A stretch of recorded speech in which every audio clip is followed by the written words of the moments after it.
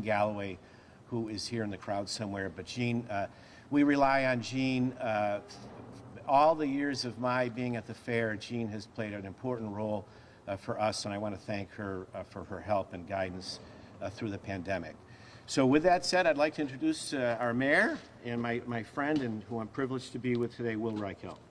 Thank you, Gene. And as Gene said, it is great to be here today, not only at the Biggie, but in the Coliseum. Behind us is where I graduated 17 years ago, and countless West Side grads have graduated as well. Not this year, unfortunately, because of the pandemic, but even just over a year ago, we were out front of the Coliseum announcing our new plans for graduation because of COVID. So putting that all behind us, it's thrilled to be here and talk about the return of Biggie 2021. I've gotten countless questions from people that are so excited, and I keep saying it's going to happen, and they're like, we don't believe you yet, because it's been a crazy year. But now that we have this press conference, we have this official announcement, everyone's going to be thrilled. The traffic's going to be fantastic. It's going to flow smoothly, and everyone will come right in here. I think everyone has missed out on so much over this past year. So to make this happen again, bring it back, and bring all the people. We like to call West Side the crossroads in New England, because 90-91 intersect.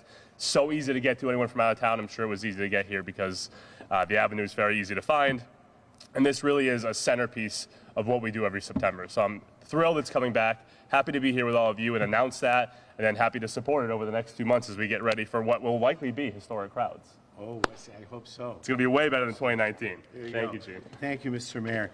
And just to remind everybody, as we have this exciting moment to affirm that the Biggie is back, Big is back for 2021.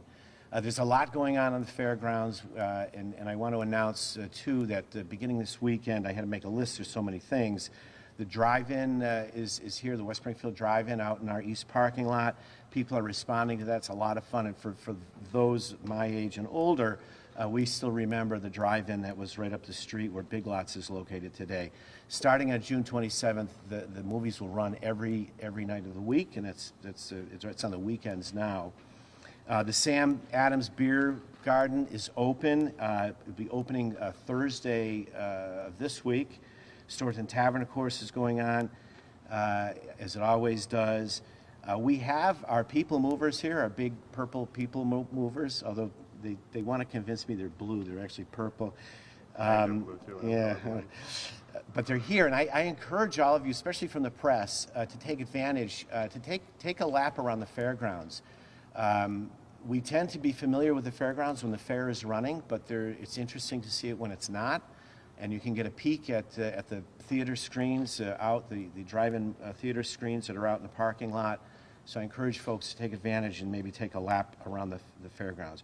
Our Storeton Village Museum and our gift shop is open on our beautiful Village Green, and life is coming back to normal on the grounds of the Eastern States. I encourage people to get to thebiggie.com so they can take advantage and appreciate all that the Eastern States is and has for our community. I want to thank everybody for being here today, and I'll open the floor up to questions. Who wants to be brave and ask the first one? I guess, Gene, what's the best part about you? I mean, we were here last summer when you guys unfortunately had to close the gates, and now here we are a year later. What's the best part for you? The best part for me is, Jim, there are so many people that depend on the Eastern States for their living. A lot of local people and a lot of people who may not be so local, mom and pop, small businesses. It pained me greatly because those are the people that were front of mind when we had to cancel, because unfortunately some of them have gone out of business in the past year. So the best part for me today is to be able to realize that we can bring the economy back with the opening of the Big E, and that's powerful. So many people depend on us for their living, and I'm really pleased that with all the things that we faced in the past year, all the challenges that we faced, that all of us, from public service, public safety, health services, the politicians, the mayor, I'm very pleased how we all work together so that the Eastern States could survive to open again. So you do expect full capacity this fall? Full capacity, unencumbered fair. Will there be any changes to adjust to pandemic and restrictions? Well, I think, sensibly, people who are unvaccinated should be masked. And I think that's respectful both for the rest of the people, the community, and themselves. So we will be asking people who are unvaccinated to wear a mask. And of course, you know, in the fair industry, what most people don't realize is that the agriculturalist has had to deal with viruses for 2 millennia. And we are very concerned in normal times about people's health. E. coli, for example, as the younger generations move further and further away from the farm, E. coli becomes a more predominant concern for all of us. So the fair industry is always proactive in making sure that its grounds and areas are clean. COVID certainly has re-emphasized that, and it's highlighted it, to be sure. So we will have enhanced cleaning protocols. But the good thing is, like I say, the agriculturalist and the fair industry is very in tune with cleanliness and keeping people's health secure. Tell me about the giant Ferris wheel, Gene. Oh, we've got a great big new giant Ferris wheel. And I'm very excited. It's taken us 5 years. It's taken 5 years to build it. It was first a concept that we hatched really for our 100th anniversary, but it took the North American Midway Entertainment, NAME, is our midway provider. So they had the Ferris wheel constructed. It was finished in 2020 during the pandemic. It'll be rolled out here at the Eastern States, and wait till you see it. 150 feet tall? It's over 150 feet tall. It's the biggest Ferris wheel on the road, and it'll have very beautiful gondolas. It'll be in a very prominent space. I'm not going to tell you where it is just yet. Oh, yes, I will. It's out in front of the Better Living Center, and you're going to see it from far away. Can you talk about the fair's impact on West Springfield? Obviously, last year it was a big financial impact. We couldn't have it. Yeah, you know, there was a tremendous impact to our community because, you know, the DNA of the Eastern States Exposition in the town of West Springfield is completely interlinked, and it has been for over 100 years. A lot of the town grew up around the fair, and much of the town, some of the town's economy as well. So without a fair, there were a number of things that the Eastern States was unable to support in 2020. And now we're back at it, and those who rely on us, they can depend on us now again. So we're very, very excited about that. And you know, I'm born and raised within walking distance from where I'm standing right now here in the Mitten Egg section of West Springfield, and I couldn't be happier. Are you at all concerned about that people may be hesitant to be in big crowds still come the fall? That's a great question. I think that some people are going to be reticent, to be sure, but then there are others, myself and I'm sure many of you, who are very anxious to get back to normal. And you know, I think one will compensate for the other, but we do anticipate that there could be a decline in attendance because of that. But our goal is to put on the best show ever, and we will. That's our commitment to the fair-going public. Mayor, what was the impact on the town's bottom line in revenue not having the fair last year and not having all the other activities that, as Gene mentioned, that go on here on the ground?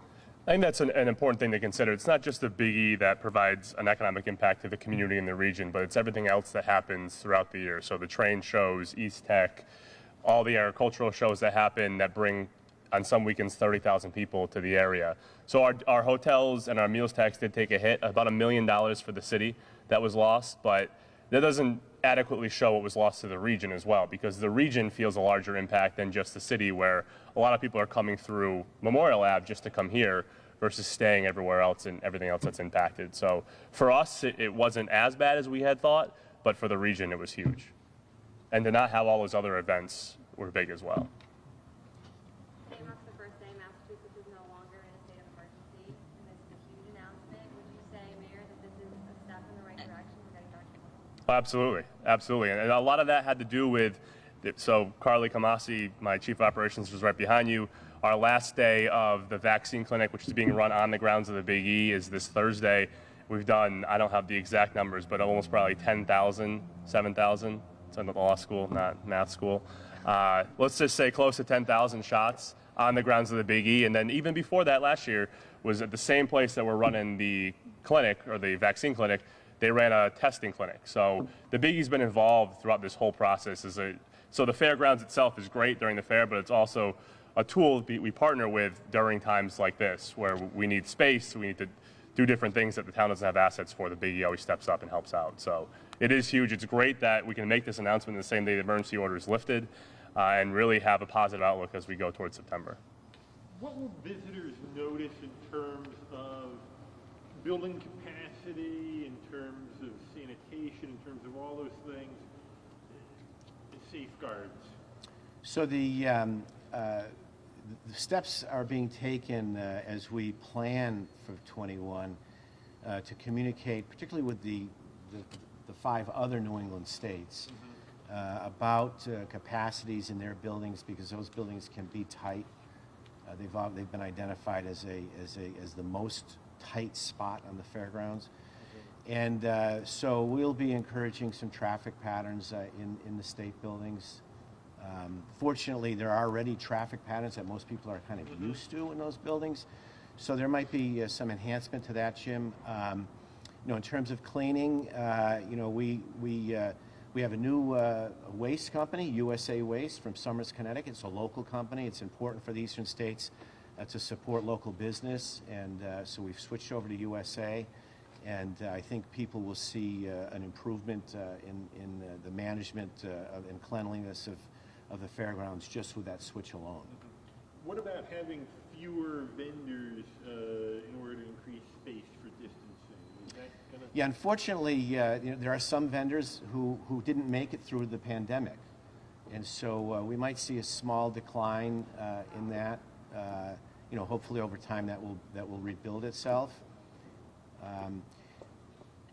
One of the important observations that we've made in the past several months is that there have been many fairs that have run. As a matter of fact, during 2020, there were 24 fairs that ran.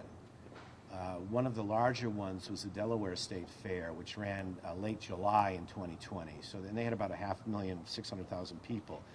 One of the noticeable impacts of limiting vendors or limiting rides or limiting food vendors is that it actually increases the lines at other concession stands.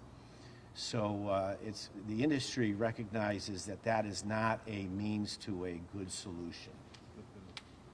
It just makes people bunch up. It just makes people bunch up, and that's not what you want. What will it cost? What will ticket prices be? Our ticket prices haven't changed in at least a half a generation. I don't think we've changed a price since before 2000, maybe 2008, something like that. So ticket pricing is the same. Okay. And I encourage people to go online, buy your tickets. You can avoid the ticket booths by buying a ticket from your home computer, getting it on your cell phone. There's a barcode or a QR code on the cell phone, just like an airline ticket, and you can avoid the lines that way. And you're not going to do anything like a timed ticket or for a specific day? No. At this stage, all of those requirements have been lifted, and I think the American citizen is beyond that point. Any big changes besides the Ferris wheel? Any big changes that people can look forward to? Well, we'll have some new foods, and we'll announce that at a little later date. There are going to be some new rides, and we'll announce that again as we get closer to the fair. When will we do our food festivities? Probably in August, end of August. So some of that, I encourage people to go on thebiggie.com. They can keep track of things, be a little bit ahead of the curve. But there will be some new fun things to do. One of the things... And some great entertainment, too, by the way. Yeah. Which I'm going to be really quiet about because I get in big trouble when I open my mouth. One of the things we keep hearing about, Gene, is businesses having trouble trying to find employees, and businesses having trouble in the supply chain. Are either of those going to be an issue here as the fair year? Yes and yes. Okay. We in the Commonwealth, the extra unemployment will terminate on September 4th, which is important. I think it's important for a lot of businesses. I mean, we interact with tens of dozens of local businesses, and all of them are telling me or us the same thing about their difficulty in getting employees. What I think was a well-intended step at this point has become a problem. We have about a 97% retention rate in employees from Fair to Fair, which is quite remarkable nationally or internationally for that matter. And we've heard from a lot of our staff, and I'm proud to say that I think in certain sections we've got about a 95% positive response rate. People love the Biggie, especially when they work here. It's a lot of fun. If anybody's looking for a job, call me later. And what about the supply chain issues for stuff? Yeah, I think that's getting better with each week.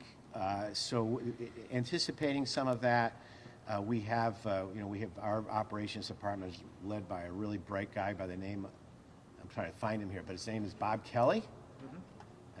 Bob Kelly, who goes by Kelly. And he's done a marvelous job of getting us ready for the 21 fair. So he's been stockpiling.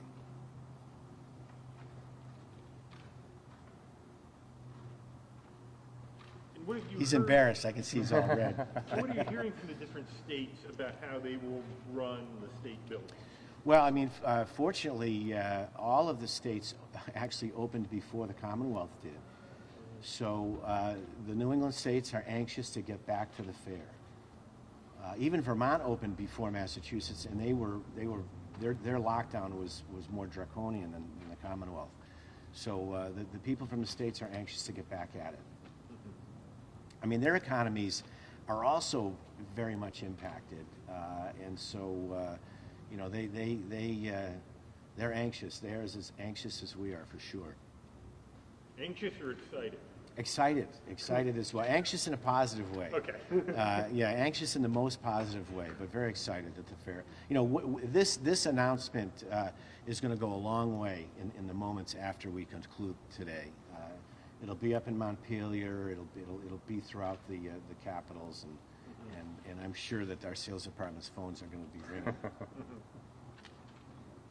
I mean, you think about it, there's a lot of mom and pop operators from the New England states that, again, they rely on the Eastern States Exposition. So there's a number of people who are just dying. They've been dying to hear the news that we're broadcasting right now.